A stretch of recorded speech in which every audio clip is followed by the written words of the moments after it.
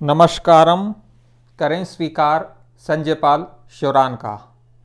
School व्याख्याता मनोविज्ञान के पाठ्यक्रम में सरल मनोविज्ञान की यह 12वीं कक्षा है। इससे पहले 11 वीडियो अपलोड हैं। पियाजे का संज्ञानात्मक विकास सिद्धांत हम पिछली कक्षा में पढ़ चुके हैं। आज हम वाइगोत्स्की और ब्रूनर के संज्ञानात्मक विकास सिद्धांत को इस क्लास में समझेंगे। शुरुआत करते हैं। इन सभी कक्षाओं की प्लेलिस्ट बना दी गई है और कुछ विद्यार्थियों की ये डिमांड थी कि सर पीडीएफ भी उपलब्ध करवाई जाए। तो मैं सभी कक्षाओं की तो नहीं कहता, लेकिन कुछ कक्षाओं की पीडीएफ आपको हमारे टेलीग्राम चैनल पर मिल जाएगी और टेलीग्राम चैनल का लिंक जो है वो डिस्क्रिप्शन में है। जीके मुकेश ढाका के नाम से टेलीग्राम चैनल है। लगभग 16,500 टेलीग्राम चैनल पर सब्सक्राइबर हैं, सदस्य हैं। शुरुआत करते हैं। देखिए, नन्हे कदमों से ही सफलता मिलती है, इसलिए नन्हे नन्हे कदम सफलता की ओर बढ़ाते जाएं। वाइगोत्स्की का संज्ञानात्मक विकास सिद्धांत 2022 की स्कूल व्याख्याता की विभिन्न परीक्षाओं में मनोविज्ञान के जो सवाल पूछे गए हैं, यदि उनका आप विश्लेषण करें तो एक बात समझ में आएगी कि संज्ञानात्मक मनोविज्ञान विकासात्मक सिद्धांत से संबंधित जो सवाल पूछे गए हैं वो जीन पियाजे, वाइगोत्स्की और ब्रूनर, इन तीन से प्रमुख रूप से अधिकांश सवाल पूछे गए हैं संज्ञानात्मक विकास सिद्धांत के टॉपिक से संबंधित। पियाजे को हम पढ़ चुके हैं, वाइगोत्स्की को शुरू करते हैं। इनके सिद्धांत का अन्य नाम सामाजिक सांस्कृतिक सिद्धांत भी है, क्योंकि समाज और संस्कृति को इन्होंने अपने संज्ञानात्मक विकास सिद्धांत में महत्वपूर्ण स्थान दिया है। अब प्रमुख विचार क्या है? सबसे पहले है समीपस्थ विकास का सिद्धांत, zone of proximal development, ZPD। बहुत शानदार अवधारणा है। और यह अवधारणा क्या कहती है? बच्चा जो कार्य करता है स्वतंत्र रूप से अकेला, और जो कार्य वह कर सकता है किसी की सहायता से, किसी की मार्गदर्शन से, इन दोनों के बीच जो कुछ है वो ZPD है। थोड़ा सा समझिए। बच्चा जो कार्य करता है स्वतंत्र रूप से अकेला, और बच्चा किसी के सहयोग से जो कार्य कर सकता है, उसके बीच जो कुछ भी है वो ZPD है। अर्थात इन दोनों का जो अंतर है, जो कार्य वो किसी की सहायता से कर सकता है और जो कार्य वो स्वयं करता है, उसके बीच का अंतर समीपस्थ विकास का क्षेत्र है। एग्जाम्पल से समझिए। आप स्वतंत्र रूप से जो पढ़ाई कर रहे हो, बिना किसी की गाइडेंस के, मार्गदर्शन में, अकेले कर रहे हो, और यदि आपको सही गाइडेंस मिले, सही मार्गदर्शन मिले, क्या करना चाहिए, क्या नहीं करना चाहिए, किस विषय वस्तु को किस प्रकार से पढ़ना चाहिए, यदि आपको कोई गाइड करने वाला, कोई आपको मेंटोर मिले, कोई आपको गुरुजी मिले, तो आप जो कर सकते हैं, इसका मतलब आप जो कर रहे हैं अकेले और किसी के सहयोग से जो कर सकते हैं, उसके बीच अंतर तो है ही ना। उसी अंतर को समीपस्थ विकास का क्षेत्र ZPD कहा जाता है। और वास्तविक विकास का स्तर और संभावित विकास का स्तर। वास्तविक विकास कैसे? आप स्वतंत्र रूप से जो तैयारी कर सकते हैं स्कूल व्याख्याता की, वो है वास्तविक विकास का स्तर। और यह संभावित विकास है कि आपको गुरुजनों का सही मार्गदर्शन सही समय पर सही तरीके से मिले, तो आप जो विकास कर सकते हैं, उनके बीच जो है वो ZPD है। ऊपर हमने जो बात की वही बात है, बस यहां हमने वास्तविक विकास का स्तर जो अकेले कोई कर सकता है, संभावित विकास जो किसी के मार्गदर्शन या सहयोग से कर सकता है, इसके बीच का अंतर जो है वो समीपस्थ विकास का क्षेत्र है, विकास है, ZPD। मचान स्कूल व्याख्याता में पूछा गया है। मचान पांड, ढांचा, स्कैफोल्डिंग, ये शब्द का उपयोग किया गया था कि स्कैफोल्डिंग जो अवधारणा है वो किस मनोवैज्ञानिक से संबंधित है। अब हम वाइगोत्स्की के संज्ञानात्मक विकास सिद्धांत को पढ़ रहे हैं। वाइगोत्स्की के संज्ञानात्मक विकास सिद्धांत को सामाजिक सांस्कृतिक विकास सिद्धांत भी कहते हैं, सामाजिक सांस्कृतिक सिद्धांत भी कहते हैं। इसमें हमने ZPD समीपस्थ विकास क्षेत्र के बारे में पढ़ा। इसमें क्या है, जो वास्तविक विकास है और जो संभावित विकास हो सकता है। वास्तविक विकास तो ये है, संभावित विकास ऊपर है, तो इसके बीच का जो अंतर है वो ZPD है। एक बालक अकेले जो काम कर सकता है, मान लीजिए यहाँ तक कोई कार्य कर सकता है, और उसको यदि किसी गुरुजन का सहायता मिले तो वो यहाँ तक कार्य कर सकता है। इसके बीच का जो अंतर है वो ZPD है। अब हम बात कर रहे हैं स्कैफोल्डिंग की, मचान की, पांड की। ये क्या है, जब एक वयस्क या गुरु बच्चे के निष्पादन को अर्थात परफॉर्मेंस को सहयोग अर्थात सपोर्ट व निर्देशन अर्थात गाइडेंस द्वारा बेहतर करता है, उसे मचान, पांड, ढांचा, स्कैफोल्डिंग कहते हैं। अब इसको आप इस रूप में समझिए। कई बार देखा होगा ना, मचान का मतलब है समतल से थोड़े से ऊंची उठी हुई जगह, मचान। ये मचान पर खड़े हैं साहब, ये गुरुजी आपके, गुरुजी मान लेते हैं, ठीक है ना, ये मचान है। ये हाथ मत समझ लेना इसको, ये धरती है यहाँ पे, ये कुछ खड़े हैं, गुरुजी हैं। अब यहाँ पर एक बालक है, ठीक है। अब आप इसको सपोर्ट करके क्या कर रहे हो, इसको विकास होने में इसकी सहायता करके, इसको गाइडेंस देके, इसको विकसित होने में सहयोग कर रहे हो। आप कहाँ खड़े हो, मचान पे खड़े हो, ठीक है। तो ये है स्कैफोल्डिंग।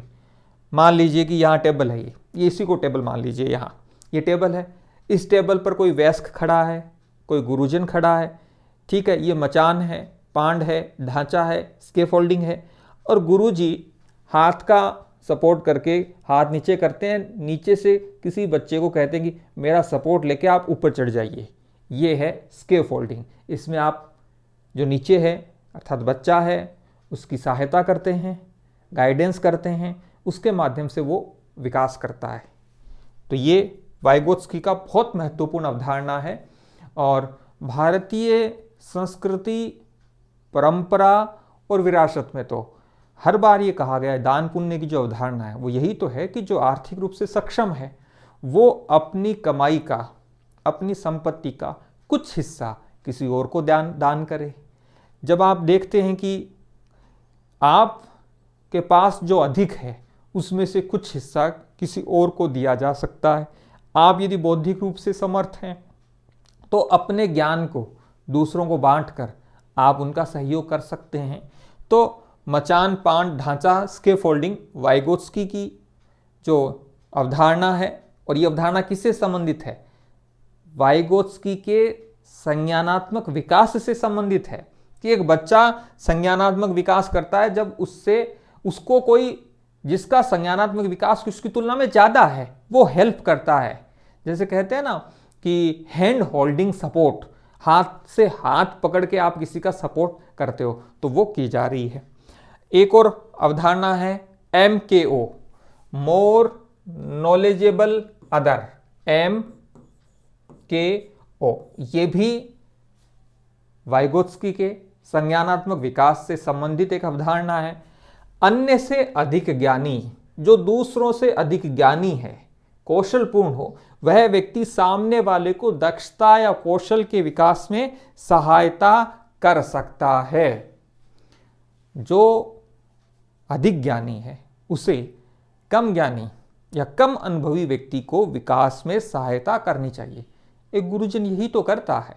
उसके पास ज्ञान अधिक है, उसके पास एक शिष्य की तुलना में, एक स्टूडेंट की तुलना में अनुभव भी ज़्यादा है, तो वो अपने ज्ञान, अपने अनुभव, अपने कौशल, अपनी दक्षता, अपने स्किल, जो कुछ भी उसके पास है वो जिसके पास नहीं है उसे देवे और उसका विकास करने में योगदान देवे जो उसकी तुलना में कम ज्ञानी है। ये है MKO, मोर नॉलेजेबल अदर।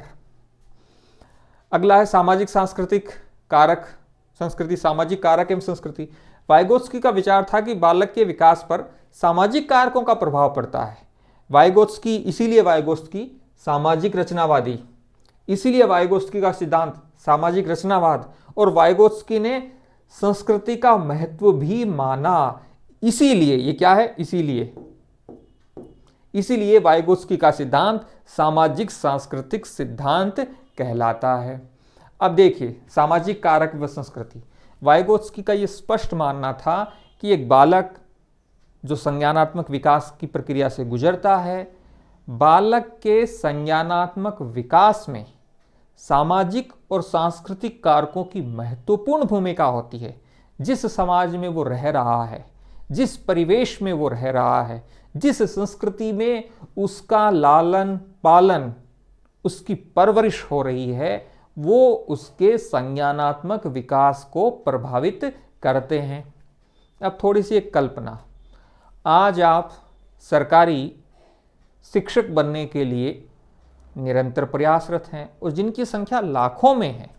यदि आपका जन्म आज से मान लेते हैं कि दिल्ली सल्तनत के समय हुआ होता, 1206 ईस्वी में कुतुबुद्दीन ऐबक गद्दी पर बैठा, 1210 में इल्तुतमिश बैठा, ठीक है, 1296 में अलाउद्दीन खिलजी बैठा।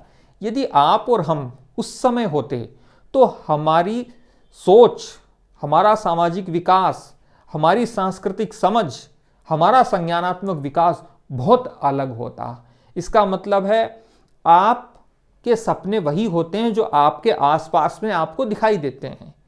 बहुत कम और अपवाद स्वरूप ही होता है कि आप वो सपना देख पाओ जो सपना सामान्यतः आपके आसपास दिखाई नहीं देता। आपका सपना क्या है? शिक्षक बनना, किसी का सपना है आरएस बनना, किसी का सपना है आईएएस बनना, किसी का सपना और कुछ है, ठीक है। तो भाव ये है इन सारी चीज़ों का कि आपने किसी शिक्षक को देखा और आपने सपना कि भाई मन भी मास्टर जी बनना है। किसी ने असिस्टेंट प्रोफेसर को देखा कि हाँ यार असिस्टेंट प्रोफेसर तो बढ़िया है, असिस्टेंट प्रोफेसर उनका सपना है। किसी ने एसडीएम के स्टारडम को देखा, अरे मेरे को तो एसडीएम बनना है। किसी ने कलेक्टर को देखा, कलेक्टर बनना है। किसी ने राजनेता को देखा, राजनेता बनना है। किसी ने अभिनेता को देखा, मुझे अभिनेता बनना है। अपवादों को छोड़ दें तो आपके और हमारे सपने, हमारे आसपास में जो भी हम देखते हैं उसी से प्रभावित होते हैं और हमारे सपने लगभग उसी प्रकार के होते हैं। अब ये बहुत कम हो सकता है कि कोई ये सपना देख पाए कि मैं धरती से बिना किसी दीवार के 500 फीट ऊंचा कोई घर बनाऊं। अब ये सपना ही लोग कहेंगे तू बेवकूफ़ है क्या, धरती से 500 मीटर ऊंचा घर बना रहा है और धरती और आपके घर के बीच में कोई दीवार नहीं है, किसी प्रकार की कोई कांच नहीं है, दीवार नहीं है, पत्थर नहीं है। तो ये सपना देखना मुश्किल है। क्यों? क्योंकि इस सपने को आज तक किसी ने पूरा किया ही नहीं। और इस प्रकार का सपना देखने पर लोग बेवकूफ़ भी कहते हैं। लेकिन एक बात जानिए, लीक लीक गाड़ी चले, लीक चले कपूत, लीक छोड़ तीन चले, शायर सिंह सपूत। इसलिए इतिहास वही रचते हैं जो कुछ बेहतर और सबसे पहले सपना देखते हैं। कोई बात नहीं, वाइगोत्स्की का मानना ये था कि हमारा जो सांस्कृतिक, हमारा जो सामाजिक परिवेश, माहौल, वातावरण होता है वो हमारे संज्ञानात्मक विकास को प्रभावित करता है। इसीलिए वाइगोत्स्की का सिद्धांत सामाजिक सांस्कृतिक सिद्धांत कहलाता है। यहाँ कुछ तथ्यात्मक बातें भी हैं। सामाजिक रचनावादी कौन है? वाइगोत्स्की। सामाजिक रचनावाद किसका सिद्धांत है? वाइगोत्स्की का। संस्कृति का महत्व किसने माना संज्ञानात्मक विकास में? वाइगोत्स्की ने। अब आते हैं सामाजिक अंतःक्रिया। ये भी एक अवधारणा है। बालक का संज्ञानात्मक विकास अंतरवैयक्तिक सामाजिक परिस्थितियों में होता है। इंटरपर्सनल का मतलब है एक व्यक्ति जब दूसरे व्यक्ति से मिलता है तो जो सामाजिक विकास होता है वो है सामाजिक अंतःक्रिया। और वाइगोत्स्की का मानना था एक बालक जब दूसरे बालक से मिलता है, पड़ोसी के बालक से मिलता है, अपने चाची, अपने ताऊ, अपनी भुआ, ठीक है, अपने स्कूल के किसी दोस्त से मिलता है, ये हो गया इंटरपर्सनल अर्थात अंतरवैयक्तिक। एक होता है इंट्रापर्सनल का मतलब खुद के ही साथ। लेकिन यहां बात क्या हो रही है?